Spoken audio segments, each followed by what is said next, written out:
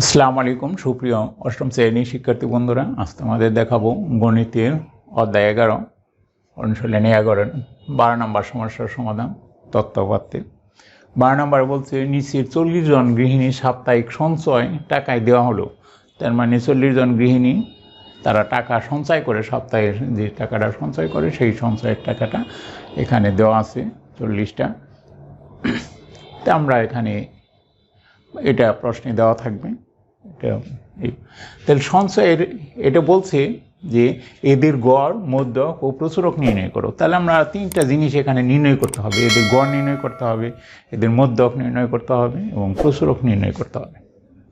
তো গড় তো আমরা জানি যে গড়ে যেহেতু সংখ্যা আছে, এখানে আমাদের কোনো করতে বলে নাই। আমরা যে সহজভাবে পরপর লিখে যোগ করে আমরা গড় নির্ণয় করব। যেহেতু সবগুলো আছে, 40টা আছে, 40টা যোগ করে আমরা 40 দিয়ে ভাগ দেবো, তাহলে আমাদের গড়ে এসে যাবে।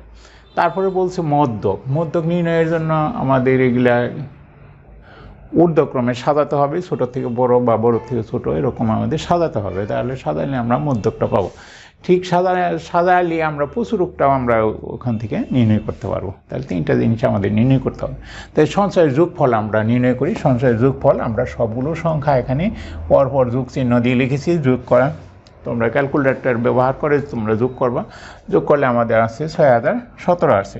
তাহলে নির্ণয় গড় 6017কে আমরা 40 দিয়ে ভাগ করেছি। 40 দিয়ে ভাগ করলে আমাদের আসবে 150.425। এখানে 0.2 ঘরে পরে 5 আছে, এই জন্য আমরা 0.01 আমাদের যোগ করব। তো 0.01 যদি যোগ করি তাহলে আমাদের আছে 150.43 টাকা। প্রায় লিখবো, এটা হলো একটা আসন্ন। তাহলে এটা আমরা গড় পেয়ে গেলাম।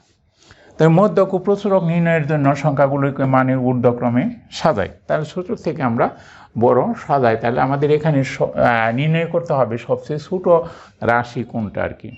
তাহলে এগুলো যখন আমরা সাজাবো তখন আমাদের যে পদ্ধতিটা ব্যবহার করব সেটা হলো, যেমন আমরা 122, এখানে 122 এইরকম আমরা গুণ চিহ্ন দেবো। তারপর আমরা এখানে 122 লিখব।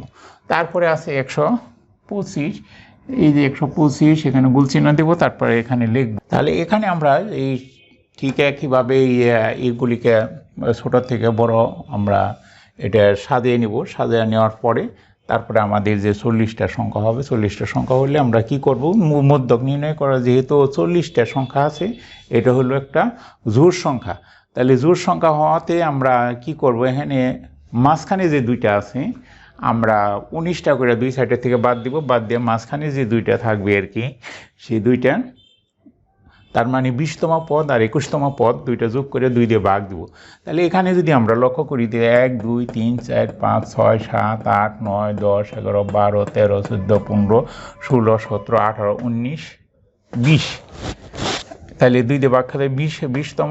আর হলো তারপরটা হলো 21তম পদ। এই দুইটা হলো আমাদের মধ্যপদ। তাহলে যেহেতু দুইটা আসছে, যেহেতু জোড় সংখ্যা, যদি বিজোড় সংখ্যা থাকতো তাহলে আমাদের একটা পাওয়া যেত, তাহলে আমরা মধ্যকটা মাঝখানে একটা নিয়ে নিতাম। তাহলে দুইটার যোগফলের গড় নির্ণয় হতে 20তম পদ এবং 21তম পদ ভাগ 2। তাহলে 20তম পদ হলো 150 আর 21তম পদও 150 ভাগ 2 = 300 ডিভাইডেড বাই 2 = 150। তাহলে আমাদের আসলো মধ্যক হলো 150। এখন আমরা নির্ণয় করব প্রচুরক।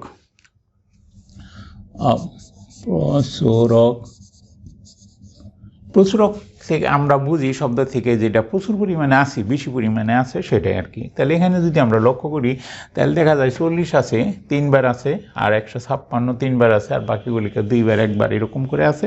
তাহলে আমাদের প্রচুরক হবে 140 এবং 156।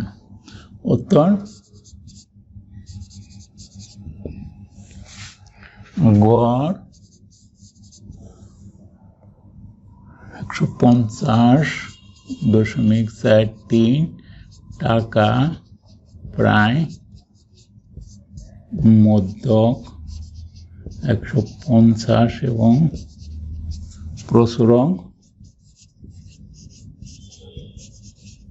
140।